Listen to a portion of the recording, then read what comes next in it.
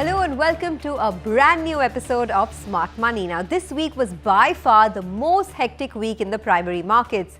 Nykaa saw a big bang listing, hitting that 1 lakh crore market cap value on listing day. India's biggest IPO so far, Paytm, also opened for subscription this week. The issue saw muted subscription, but in 2021 so far, lots has happened. 46 companies floated their IPO to raise a total of over 80,000 crores. Experts believe that this year should close with 1 lakh crore of primary market fundraising. In fact, this week itself, 3 IPOs, Paytm, Sapphire Foods and Latent View Analytics opened. So on Smart Money today, we will tell you which IPOs to buy, which ones to avoid and which ones to sell post-listing. All right, but first up, as I said, the initial public offerings have generated a lot of buzz in 2021. My colleague Yash Jain is here with all the key highlights. Yash, over to you. Year 2021 is turning out to be a blockbuster year for the primary markets. From new age IPOs to phenomenal returns, it truly has been an explosive year. Here's a quick look at the IPO action in 2021.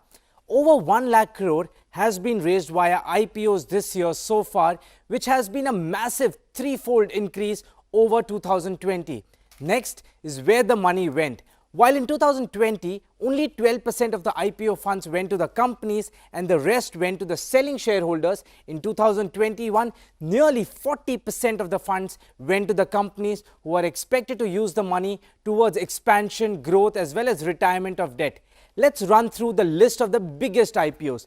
Paytm tops the chart here with its 18,300 crore IPO. That is followed by Zomato with its 9,375 crore IPO. And finally, we have PB Fintech with its 5,708 crore IPO.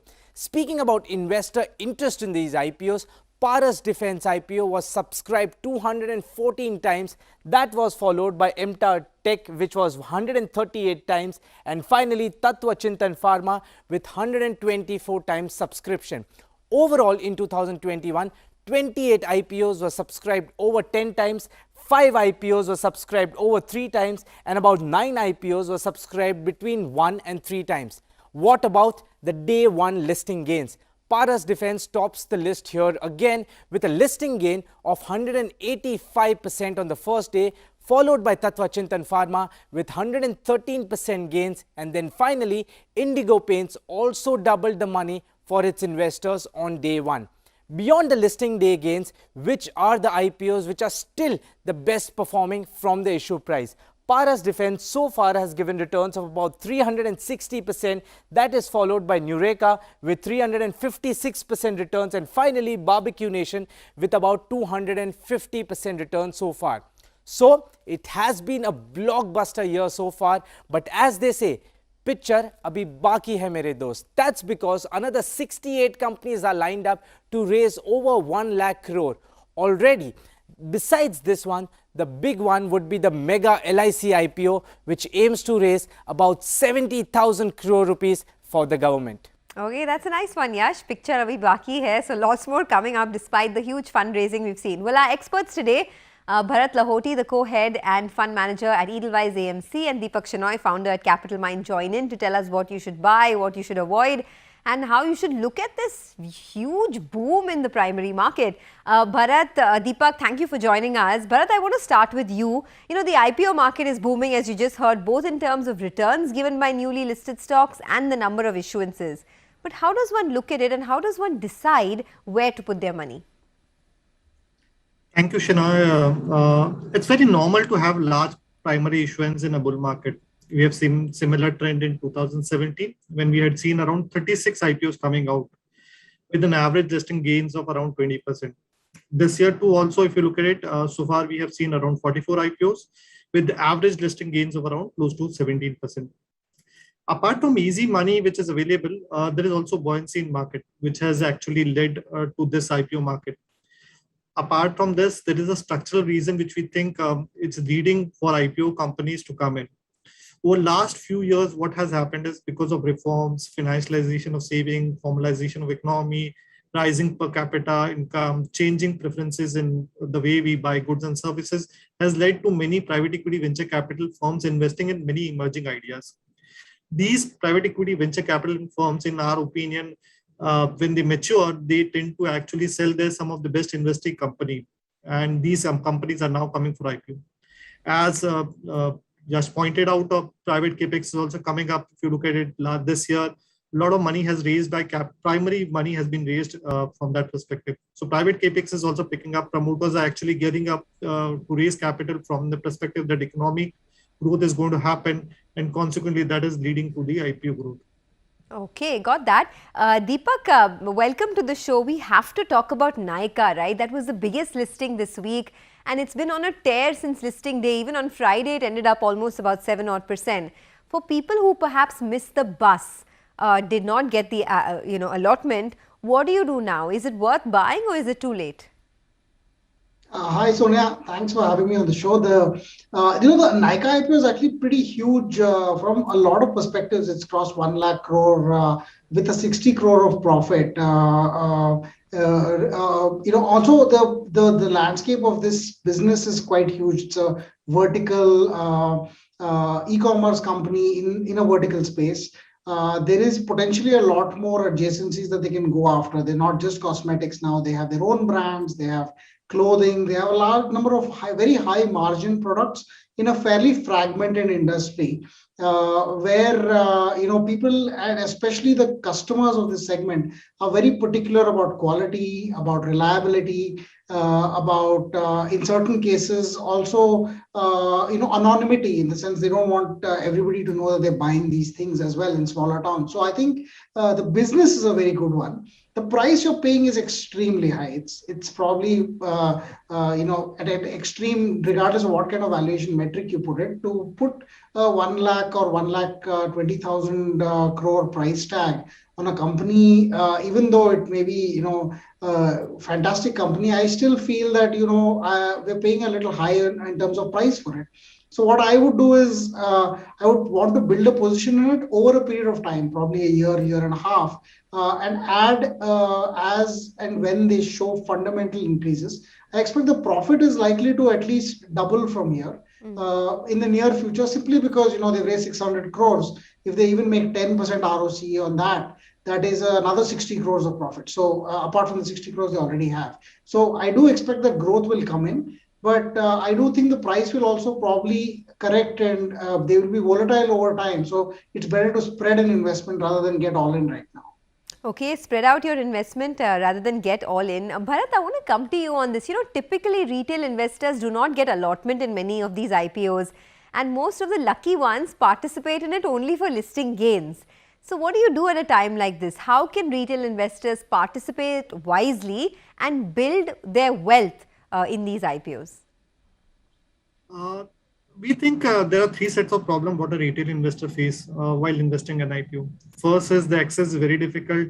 If you look at the subscription numbers, retail investor don't get allotment. Whoever is lucky one who get allotment through a lucky draw actually sell out on the first day itself. So obviously access is very difficult in a IPO market.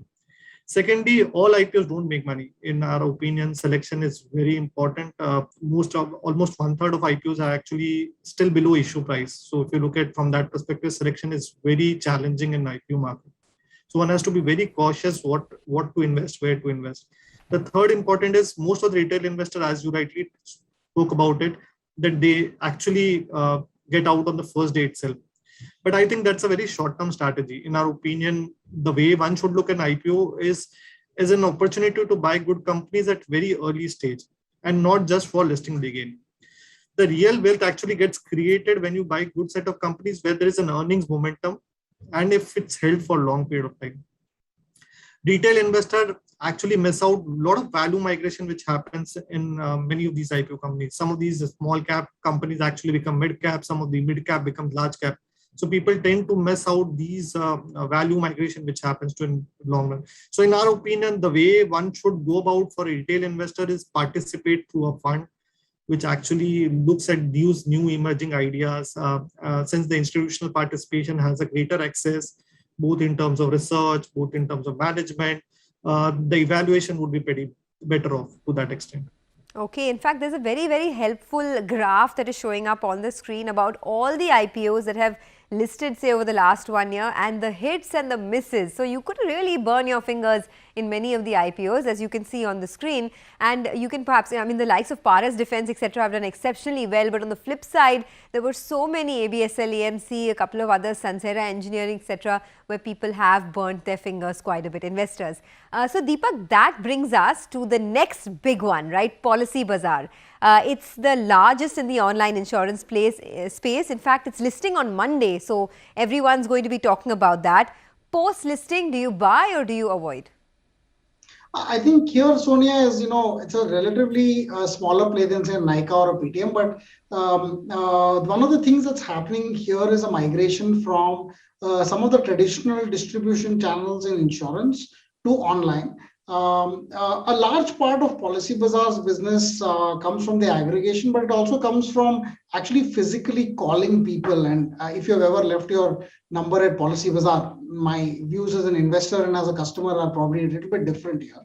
So if you ever leave your number over there, they will call you, for a very long period of time. And perhaps these kind of techniques help them in conversion over a larger period. But we have to understand that part of that play is not technology based. It is a little bit of human effort based. So I would not give them an extreme valuation because they cannot leverage substantially using technology. But I think the world is going to move into more types of insurance, online purchase and management of insurance, and more group plans and term plans, which is what I think Policybazaar sells the most. So the business that way is exciting. Again, I think we're paying an extremely high price for it, 40 odd times sales. So if this were to go to 80 times, if the stock market were to double its price on it, or even if it were remaining the same, it's 40 times. I think that's a pretty high price to pay for a company where technology has not been the only driver of revenue or primary driver of revenue. And in a space where the competition has been, so you're not an insurer, so you're pretty much, dependent on the insurance companies to kind of produce the product that you should be able to sell. So therefore, you don't have that much in terms of scale, in terms of manufacturing opportunities. And I think I'd give it a little bit less of criteria. However, if you like the space and if they perform, they do some acquisitions, they get into some adjacencies. Longer term, I believe this will be a good play. But then again, build position over time. The first day does not mean that if you don't get on the horse will run away. You'll never be able to get on again. So patience is key here, and we have to wait for the business to perform. Okay, patience is key. Don't get that FOMO feeling, right, which a lot of people are getting in this market. Well, let's do one thing. Let's slip into a short break, but don't go anywhere. When we come back, we have a whole host of your queries that we're going to solve or we're going to take up with our guests on the IPO market, what to buy, what to avoid, coming up in just a bit. Stay tuned.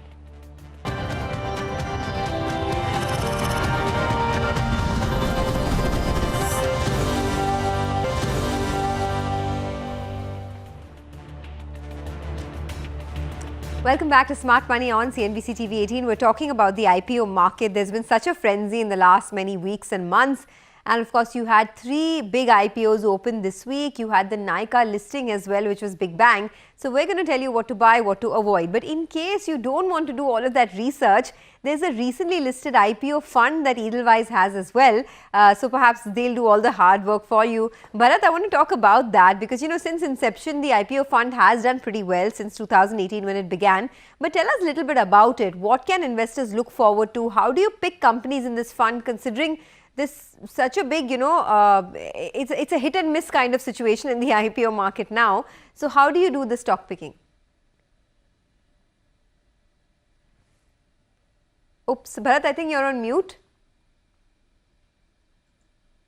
Okay, so let me walk you through this fund. This is a thematic fund. The idea of this fund was to pick up good new age businesses which come through an IPO route. Now, we are extremely selective in selecting companies for our portfolio. If you look at over last 5 years, there were around 180 IPOs which came in. The fund has actually avoided 100 of those names. So if you look at it, it's been extremely selected from that point of view.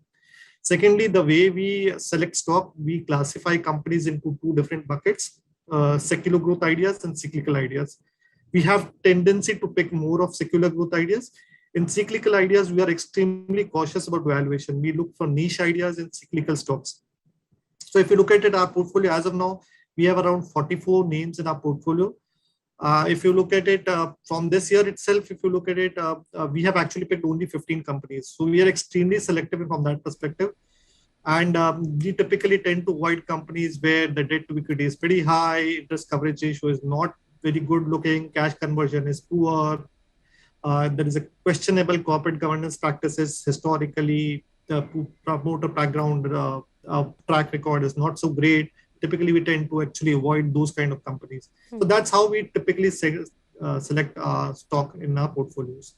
Okay, I do have a follow-up question on your IPO fund, but if we have time, I'll come back later to it because we have, we're running out of time and so many queries are coming through. But Deepak, I want to ask you about Paytm because, in this case, the company is loss-making, so it becomes even more difficult to justify those sky-high valuations, I guess. What's your verdict? Should one buy it post-listing or avoid?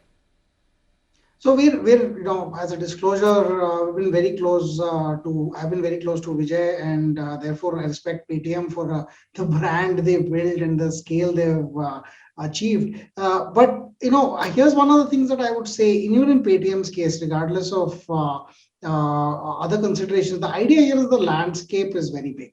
The banking sector itself is largely inefficient. There's a lot of benefits that a new player can actually bring in, especially with technology, to banking in general. And they have a payments bank today. And I'm expecting that over time, they will apply to become a small finance bank and build themselves more into the insurance space, perhaps into the AMC space. They're already in the broking spaces. Take each of these areas, those are large businesses by their own, and they could use technology to reduce costs and therefore offer a much lower cost offering to customers. They're already a very low cost bank as a payments bank, but I can see them getting into the credit cards, getting into lending. Each of these points that I'm talking about is when news cycle will flow. If they were to be given permission to become a small finance bank and therefore lend, that will be a trigger. There'll be a point which they can, perhaps after this, can launch credit cards. That will be a trigger. So that at each trigger, one gets a better idea of the valuation and the execution capabilities and the execution, actual underlying execution of the company. And that's when you can actually build on positions rather than me just saying, listen, on Monday or whenever they list, I think that's in the next week sometime, just go and place the buy order the first thing. I think that's a bad idea in general. I would instead put the onus on the investor to actually analyze at each trigger point if they're actually seeing this business scale, and therefore add on more and more capital onto an investment that should typically be small. Now, if you look at all the other IPOs also that you mentioned, a few IPOs are given 300, 400%. Some have lost 20%.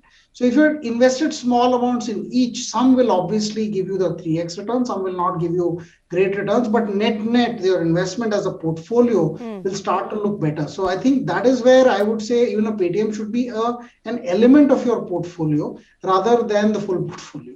Okay, Paytm should be an element of your portfolio. Now, I request you folks to just keep your answers a bit short because we have many queries coming in and we barely have 5 minutes left for the show. So let me first start with Prakhar Pandey, who has written to us. His question is on the 600 crore Latent View Analytics IPO. He wants to know if its long and short-term business prospects make it a good bet. Deepak, what would your comment be?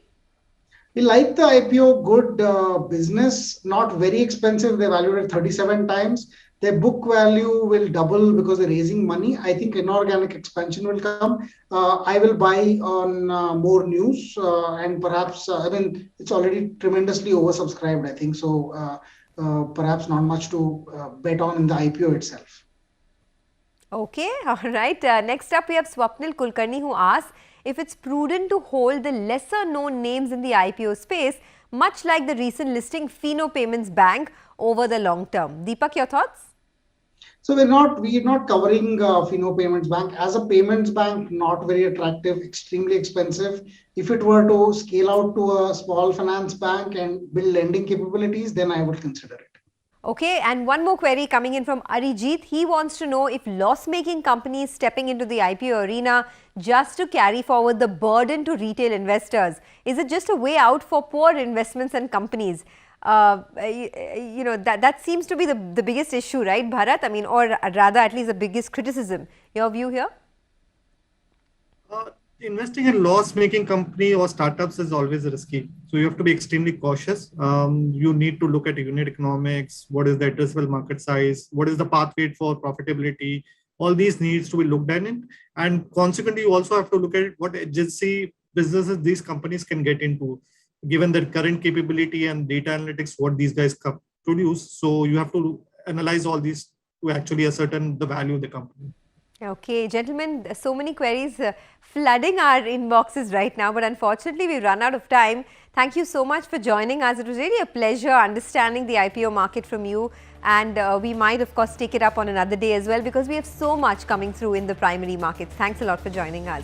And to you folks, thanks for watching. Keep writing to us. We love your feedback. With that, it's a wrap.